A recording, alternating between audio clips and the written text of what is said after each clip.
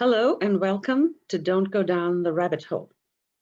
This workshop pertains to many repetitive ritualistic behaviors that occur with all forms of anxiety, especially confessing, apologizing, and reassurance seeking that may present with intrusive thoughts, health anxiety, social anxiety, perfectionism, scrupulosity. Research tells us that people with anxiety and OCD tend to have certain thought patterns, and this is literature findings by Dr. Foa and Rachman and Shalkovskis that indicate that generally people with anxiety and OCD tend to vastly overestimate danger, give too much importance to their thoughts, engage in thought-action fusion, which basically means that if they think the thought, they might as well have done it, or it's equivalent to the action. They take a great deal of personal responsibility, and they really don't like uncertainty. Let me give you some examples that might present in our everyday clinical practice.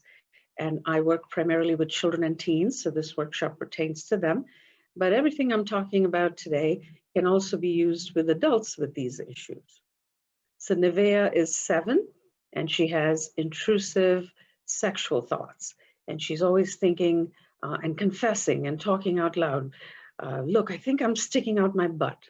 Or when she goes to the grocery store with her mother, she looks at the produce section and thinks that the fruit looks like body parts. She's worried that she might have said swear words in a dream, and that she might have shown her privates. And she's worried that her worries will never go away. And then Anil is 9, and he has health anxiety and emetophobia. And he's constantly worried that people are around his food and touching him, and that he may not be able to breathe at night, and asking a lot of questions about that. Rachel is 11 and is a perfectionist, and she wants everything to be 100% perfect, no mistakes, and she wants a lot of reassurance about that and asks her parents to check for her. Mia is 13 and has scrupulosity and religious OCD. And she's worried that she'll be blasphemous or sacrilegious to God, and that she'll never be herself again. Joe is 14, and he also has scrupulosity. He's worried about hurting people's feelings and making them upset, and is constantly wanting reassurance that he hasn't done anything wrong or that he'll be forgiven. Sarah has OCD, intrusive thoughts of being a pedophile, and she's worried about all kinds of things she did that, might have been, showing an interest or sexual attraction to children, and that is horrifying to her. Zach has generalized anxiety and is very indecisive and never quite sure if everything's okay, and he's always checking that he's done the right thing at the right time. So you can see from these examples that it's like going down a rabbit hole. The content is all over the place, and parents are often finding that they are trying to address the content of these thoughts as our therapists. But really what they all have in common, even though their presentations are quite different, is really an underlying intolerance of distress, an intolerance of uncertainty, and then the quest to fix these things, always looking for the right feeling to feel better and to find certainty. And so again, what they have in common is similar scripts in their minds, loop tapes that keep going. I call them worry scripts, that always there's something wrong and I don't like it. I don't like these thoughts. I have to stop them. I can't have any doubts. I have to know the right answer for sure, because I have to stop these bad feelings. And then up goes the feeling temperature. So this is a tool I use routinely in my practice, and I give it to children, teens, families, and adults. And it really becomes a wonderful tool for people to sort of become much more self-aware and gauge the intensity of their feeling, and then be able to use it as a calibration point to learn how to handle those feelings. When children get anxious and display these repetitive confessing, reassurance-seeking behaviors, parents don't know what to do. They initially try all the intuitive things, provide comfort, they're trying to appease and reassure, they're giving logical explanations, they have lengthy discussions, they try to distract their kids, they allow them to avoid things. Okay, we don't have to go there, we don't have to do that. They accommodate, they enable, they reduce the amount of responsibility on their child, and they may often join in the rituals as well.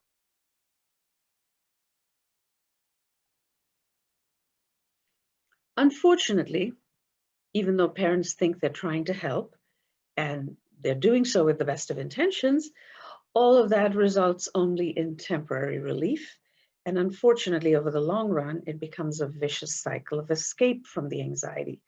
So as you can see from the graph on the right side, when a child is exposed to an intrusive or bothersome thought, his or her anxiety might climb, and then they get panicky, the feeling temperature goes up, and then they get the reassurance, which is an escape. The anxiety drops quickly, they feel better, but then the trigger returns.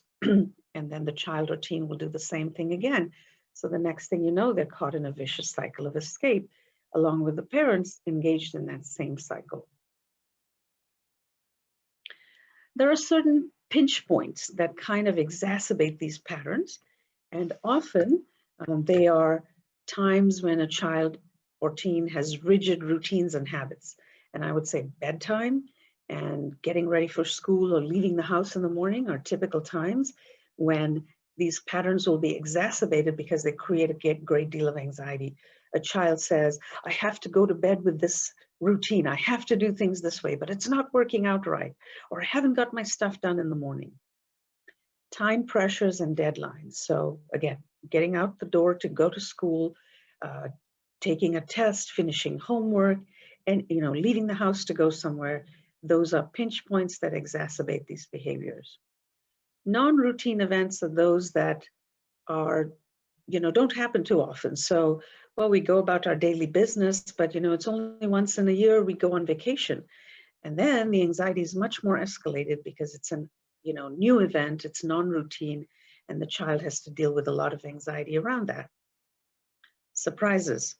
I often tell parents and adults, anxious people don't like surprises because surprises throw them off. They fluster them, and they have to sort of start from scratch to get their sense of familiarity and comfort in the situation. And social embarrassment. So when someone is suddenly embarrassed about a faux pas or something they did right or wrong, then that can also escalate that anxiety.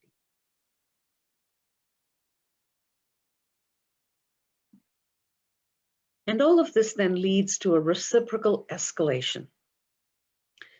The child's distress keeps increasing and they make more demands and keep, doing the same behaviors.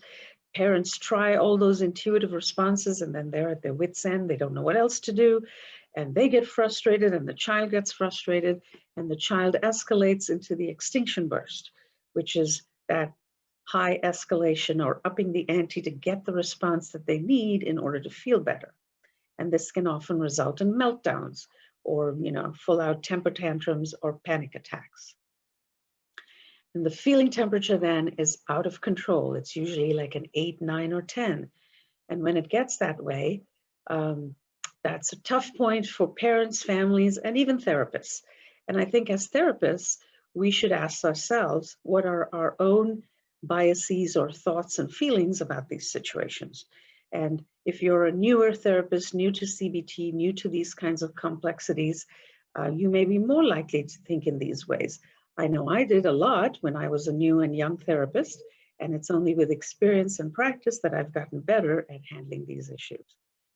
So I'd ask you as a therapist, as a clinician, to ask yourself these questions and, sort of introspect about them and then keep them in mind as we're going through this workshop and in your future work with children and teens. So basically, it becomes a big rabbit hole, and we shouldn't go down that rabbit hole because, as everyone's found out, you're chasing, the rabbit, and you come across the Mad Hatter and the Cheshire Cat and the Queen of Hearts who chops off your head, but there's no resolution. And so really, you have to step away from the rabbit hole. And it's a counterintuitive thing. A lot about working with anxiety and OCD is so counterintuitive to children, teens, and families. The intuitive thing for everyone is to rush in and try to help and fix the problem. But they've already found out it doesn't work. So we really have to take a more counterintuitive approach, stepping back.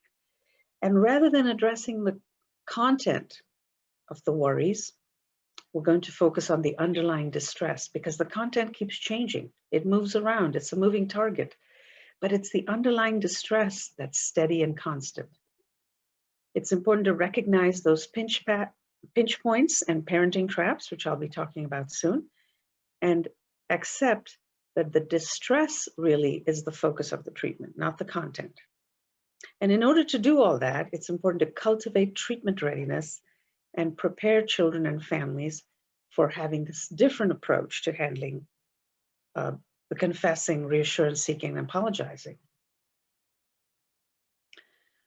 I have found in my work over the last 25 years that it's important not to rush into exposure treatment until the child and the family are ready.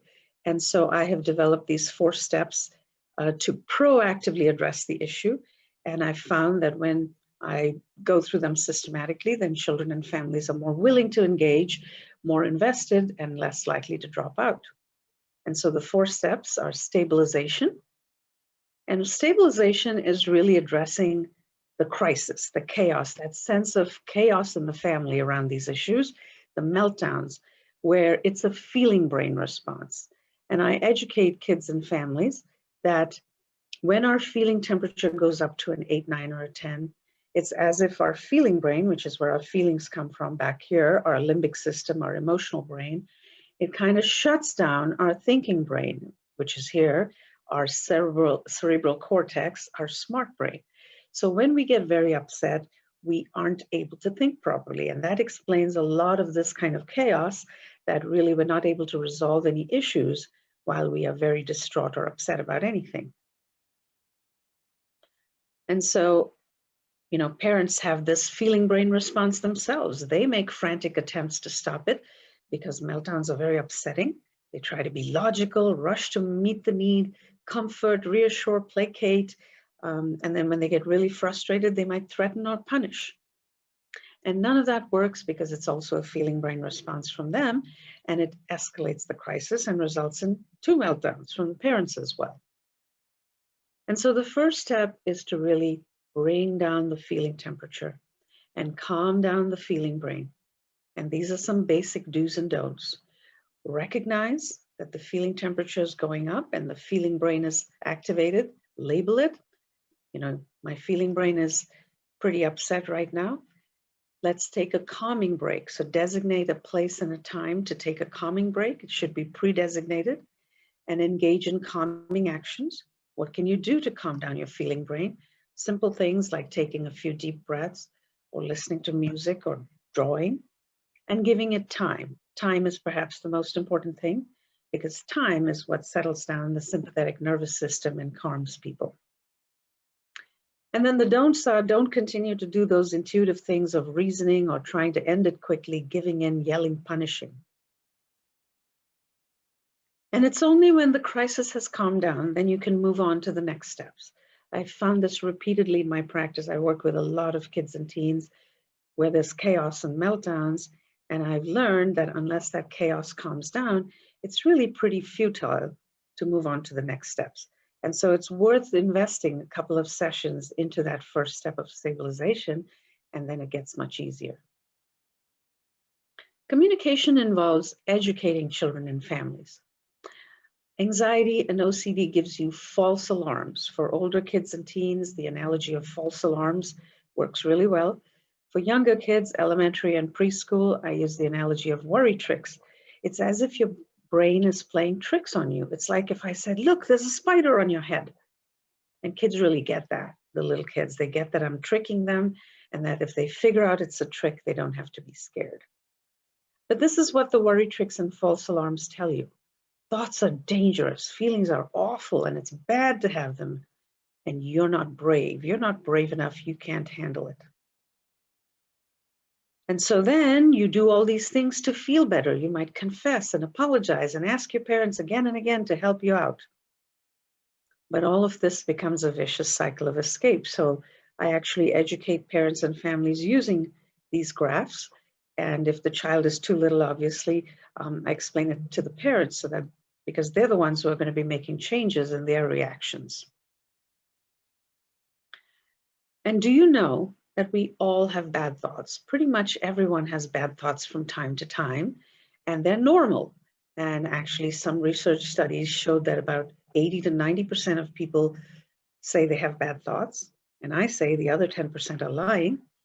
So it's not the bad thoughts, it's how you react to them. If you have a lot of OCD or anxiety, you get very upset about them and your feeling temperature goes way up. But people who don't have OCD or anxiety, they're like, who cares? They don't care about it. And it's because you get so upset that it actually keeps getting worse, because when you get upset, you want to escape and then you give it power. I found it very important to set realistic expectations by differentiating between the right goal and the wrong goal of treatment. It's pretty obvious that most people who come for treatment, at least in my office, often come with the wrong goal. And the wrong goal is, please help me stop these thoughts. I hate these feelings, make them go away. But we know that doesn't work. And so really I have to educate them to reframe and have a right goal. Because the thoughts are normal and common, and we all have worries and we all have bad feelings, we have to learn to handle them. And that's what I'm going to teach you to do. I don't know how to get rid of the thoughts. Nobody does. But I do know I can teach you how to handle them. And you don't have to like the bad thoughts. Nobody does. You just have to learn to handle them. You'll find out you are way braver than you think you are. And you're going to have to choose whether you're going to go for the right goal or the wrong goal. And so the goal of our work together is going to be, how much can you handle on the feeling thermometer? How high can you go and still be able to handle it? Exposure, therefore,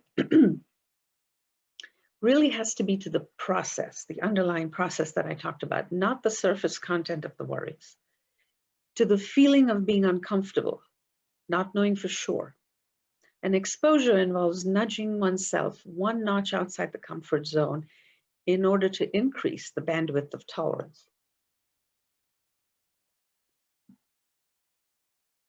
Exposure is like riding a bicycle up and down a big worry hill. At first, it's tough. You're huffing and you're puffing to get up that hill and you want to quit and escape. But it's only when you stick it out, you get to the top of the hill, and then you get to come down the other side. So you have to stick it out until the feeling goes away, or the feeling passes on its own to say that you beat it and you could handle it. But of course, there's no magic in this. You have to practice, because this is learning a new skill. It's like learning how to play soccer or the piano.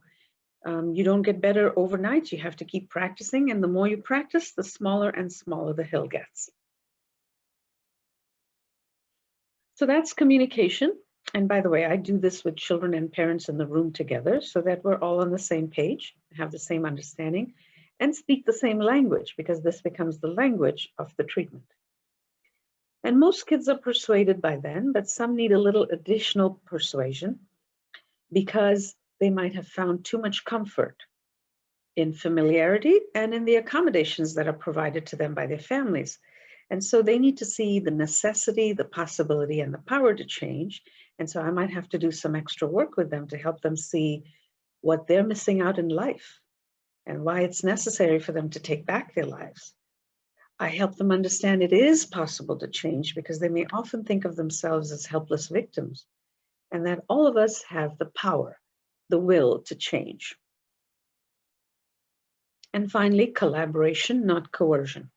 And all of this is set up proactively. Cultivating treatment readiness is a very proactive process. And so I say, we're all on a team, and I'm your coach, I'm your guide, and I'll do the best job I can. I'll be the best coach I know how, but I cannot ride that bicycle for you. You're the only one who can ride the bicycle. Even your parents can't ride. And their job is to rally for you, to be there on the sidelines cheering and encouraging, but they can't do it for you. I work with children and teens and families to recognize the traps, the anxiety and OCD traps, that thoughts are facts, feelings are facts, to figure out that whack-a-mole game of the surface content of their worries, to be aware of the wrong goal, to realize that there's no magic in the treatment. This is a skill that takes time, effort, and persistence. For parents to recognize themselves walking on eggshells, for fear of meltdowns, and trying too hard to find the fix. Because when things don't work, everybody sort of increases the effort to find a way to stop the thoughts. And the more they go down that path, the more they're going down the rabbit hole. So those are the traps that get them down the rabbit hole. So I work with parents on guidelines for the treatment. Don't go down the rabbit hole. And that becomes a big catchphrase. That becomes part of the language of treatment. So that when we say rabbit hole, everyone recognizes immediately what that means. It's a shortcut. And to work again on responding to the process, not the content. To be kind but firm. And when parents find themselves giving repeated reassurance, they need to ask, is my response helping my child? I often ask parents this. So you've been giving your child the same answer for 3 months, that they're not going to die in their sleep. Has it helped them? No. They keep asking the same question every night. Well, then you have to ask yourself, is my response helping? And if it isn't, then why do I keep doing the same thing? I should look for something different.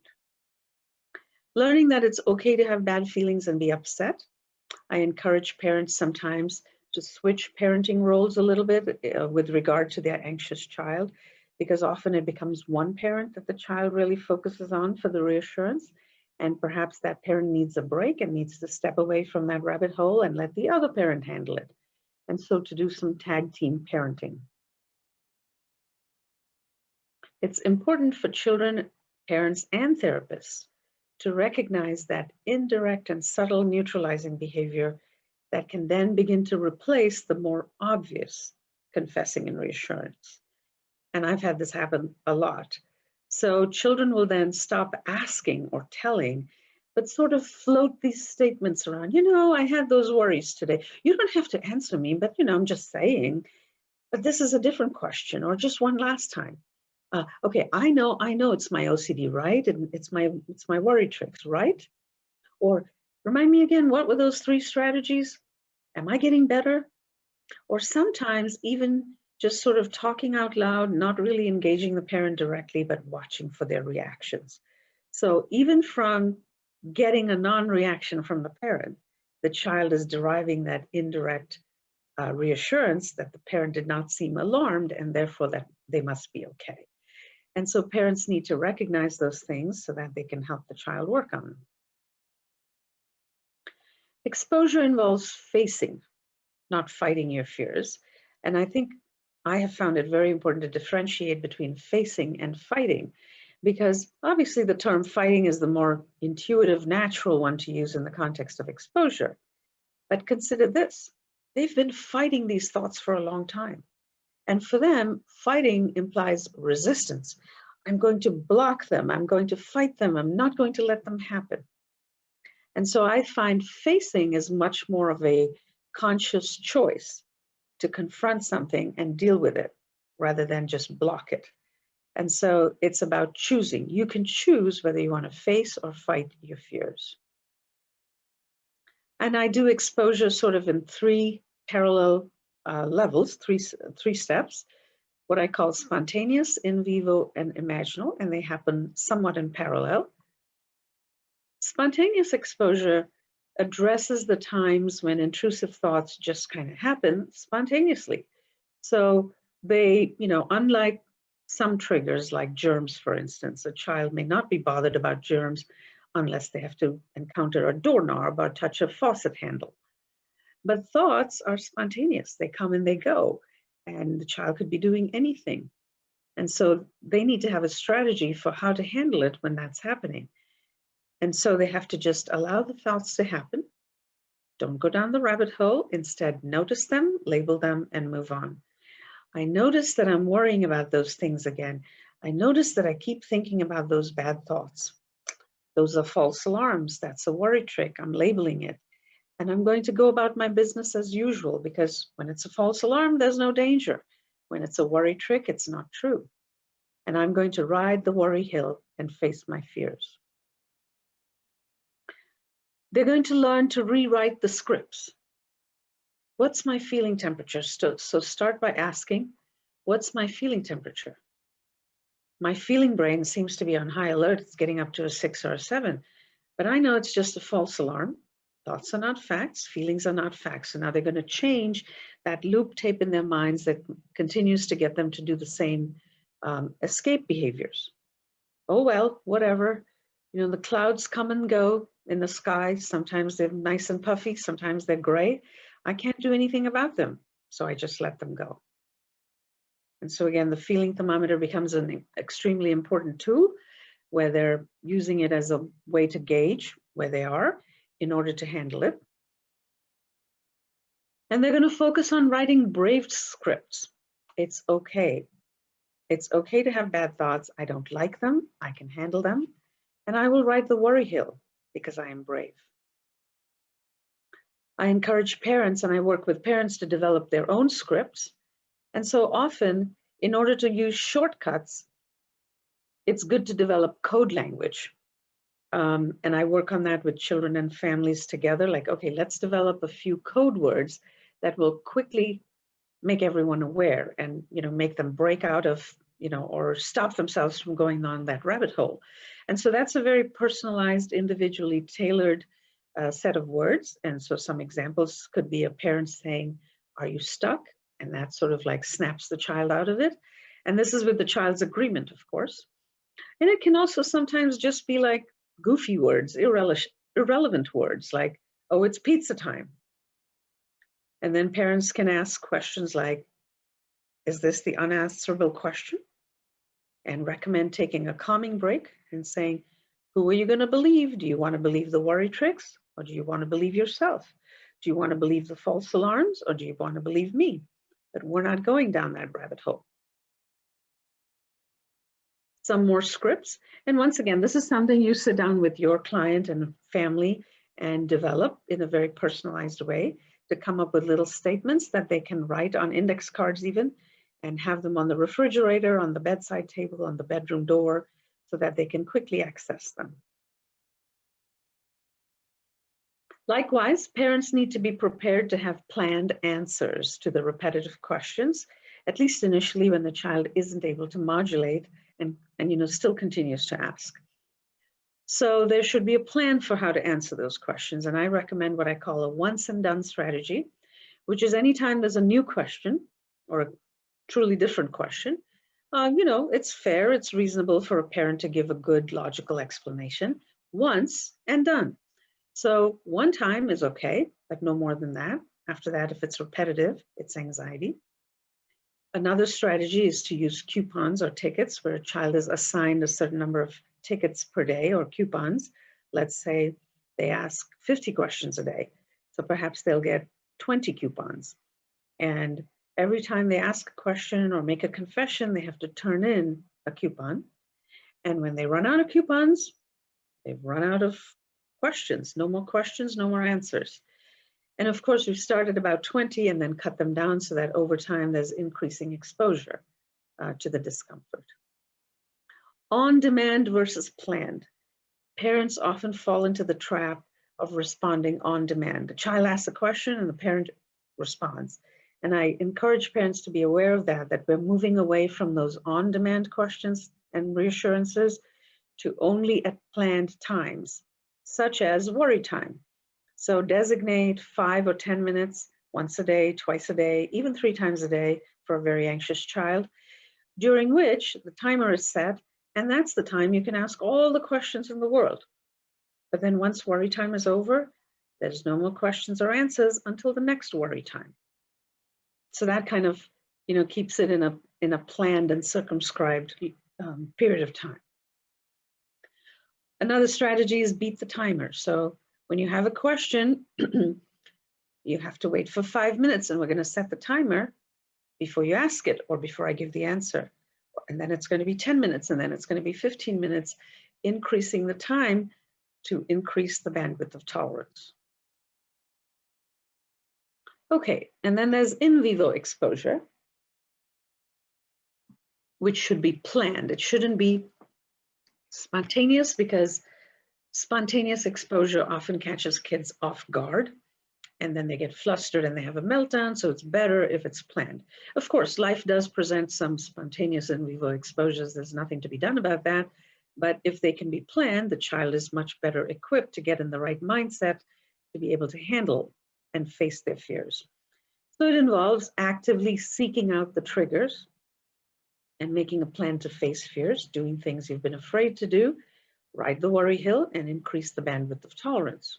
So let's take an example where Rachel has scrupulosity and intrusive thoughts, and she thinks that, you know, whatever she sees reminds her of human body parts of a sexual nature, and she's very disturbed by that. So she won't look at magazines, she doesn't look at shows, or she turns away.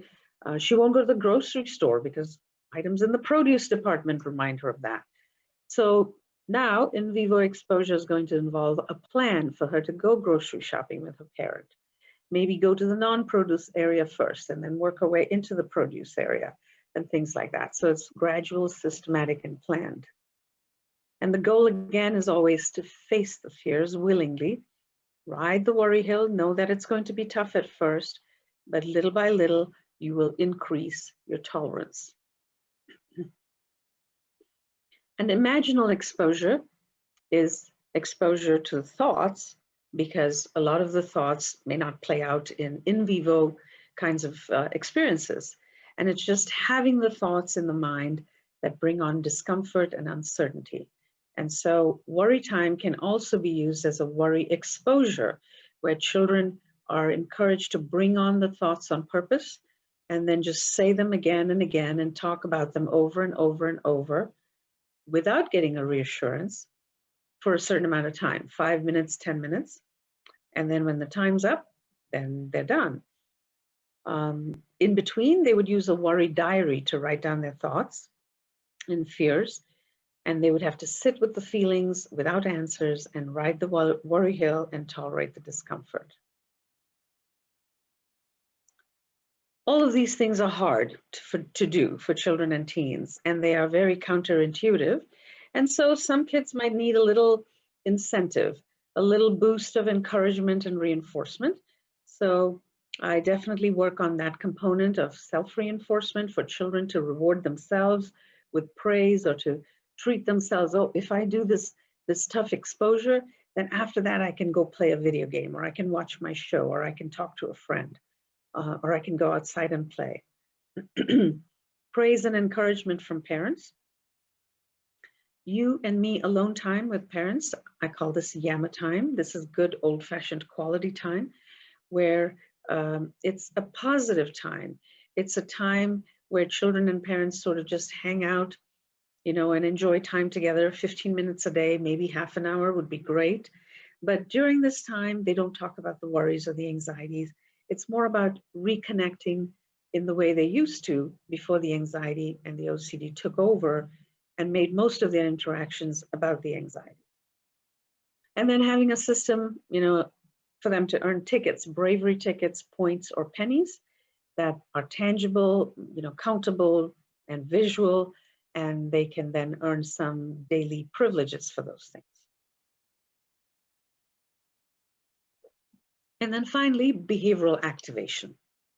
So even though the anxiety and the OCD take up a lot of time and consume the child and consume the family, and they begin to stop doing normal things.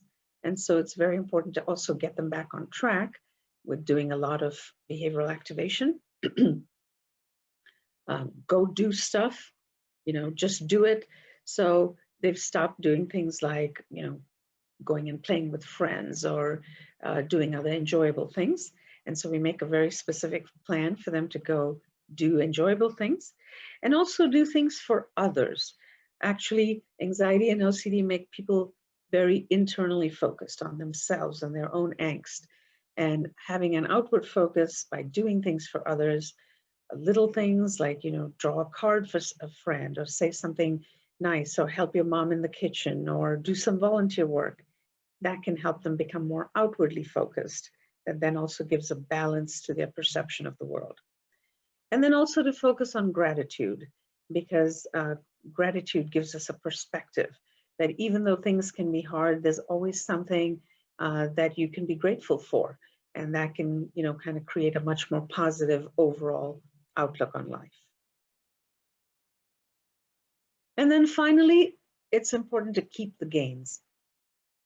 So this is something that's an ongoing process. So teaching them initially or getting started doing the treatment readiness is a good start, but you have to do a frequent review of the concepts, reiterate the concepts, tie them back in with examples, reviewing the goals and expectations and saying you don't have to like it, you just have to handle it.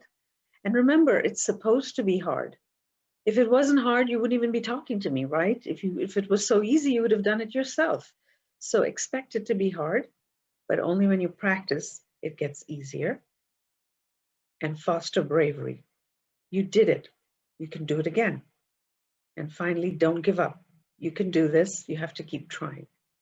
So one of the things I talk about with families is that this becomes a lifestyle, an exposure lifestyle, that things will come up on and off, and that even when a child and family are doing well, there can be ups and downs.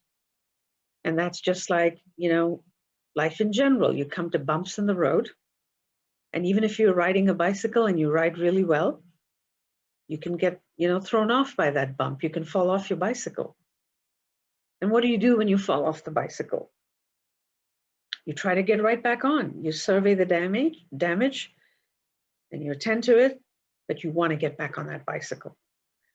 So I also prepare children and families for the long term to expect ups and downs. It's just part of life.